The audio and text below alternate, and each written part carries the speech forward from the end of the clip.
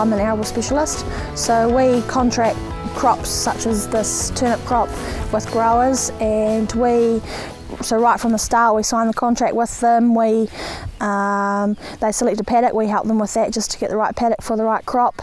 We then get the seed organised, and when it comes time to the sowing, whatever time, whether it's spring or autumn, we help them with putting it in the ground. They do it themselves, but we're there to answer any questions that they have on that and get the seed to them. And then once it's in the ground, or even just before, we sort out all the herbicides if any need to go on, and then from there we manage the crop with the grower right throughout the growing season, right from when it goes in the ground, also once signing the contract, right through to harvest, and then even after harvest when it gets into the store if there's any problems, which generally there's not, but if there's anything. And then so it's a pretty long process, but so day to day come out, look at crops like this and see how they're tracking. We've got to take notes on them on our tablets. We've got crop notes that we have to keep up to date every couple of weeks sort of thing, just for our overseas customers. That's a way that we can let them know that their crops that we're growing for them they're on track. First on the list of crops to check was the turnip seed. It had just started flowering a week ago. So there seems to be quite a lot of bee action going on. Yeah, well, the farmers just put the bee hives over on either side around the crop, we need the bees in here to help pollinate and fertilise the flowers to produce the pods, which will produce us the seed. Pretty much what we're looking for at the moment. Everything else we've done earlier in the piece. We've done the herbicide sprays, we've put all the nutrition on, all the fertiliser, foliar fertilisers, fungicides, we've done them all before now. This time of the year we pretty much just let them flower and just keep an eye out for any bugs or anything that we don't want in the crop. So pretty much at this time of the year we just make sure that there's no aphids getting right into the head here.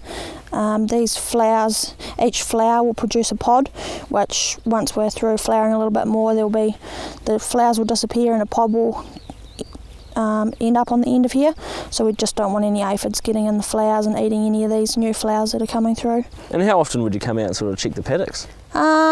This time of the year we try to keep a close eye on them, just because it is the crucial timing. So every 10 days sort of, sometimes it might be more or less, but every 10 days is a good aim to keep an eye on them, and we don't want anything to creep in, because things can come in quite fast, especially diseases and bugs. It doesn't take long for them to come in and destroy a crop.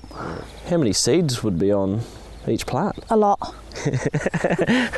In short, a lot. Yeah. Yep. Well, you can see the multiple. Yeah, I mean, one plant doesn't just have that top, but there's flowers coming from down here, which they will produce pods as well. Yeah. Right down.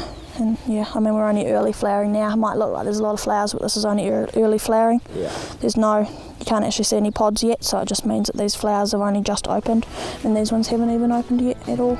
With a short drive just down the road, we checked out another one of Kate's crops that she is monitoring. Okay, do you want to tell us about the grass in this paddock we've got here? So this is a meadow fescue paddock, which was sown in February, or earlier this year, February, March. Yeah, sowed down, and we've probably sprayed. The only thing we've really done to it this year is a couple of herbicides over it, just to clean up the weeds. This paddock this crop will be a 2, possibly 3 year crop. So as long as we get the weeds out in the first year, that's the main thing. Yeah, it's just starting to take off now, bit of spring growth, and be looking to put a fungicide and plant growth regulator over it in the next week or two, and then it'll be away racing. We'll start to see some ears coming out and the seeds starting to appear, and before we know it, we'll be harvesting it. Yeah. A lot of the time in Kate's day is spent travelling as she covers a large area. So my area is pretty much from Rakai River, so Selwyn district, north, and also do some over the other side of the Waimak, and have a few clients around Pendarvis below Rakai. So it's a pretty big area, with our headquarters being in Ashburton. There's a lot of travelling. Our chemical comes out of our Ashburton store, so picking up chemical every week and dropping it up to clients around the Selwyn district and over the Waimak district. It's a lot of K's in a week. Where do you sort of see the future of cropping in New Zealand? It's definitely going forward, where it's probably a bit of a halt at the moment with the way that all the markets are and overseas, but there's definitely a lot more opportunities for growers and the likes of ourselves to bring new crops here for growers to grow and make good margins out of. But you love your job though? Yes, definitely. Yep, no, I couldn't really think of anything I'd rather be doing. Definitely we have those days where we have to be in the office and they get a bit dreary, but you come out on a day like this and have a look at a crop like this, it's, yeah, kind of speaks for itself really.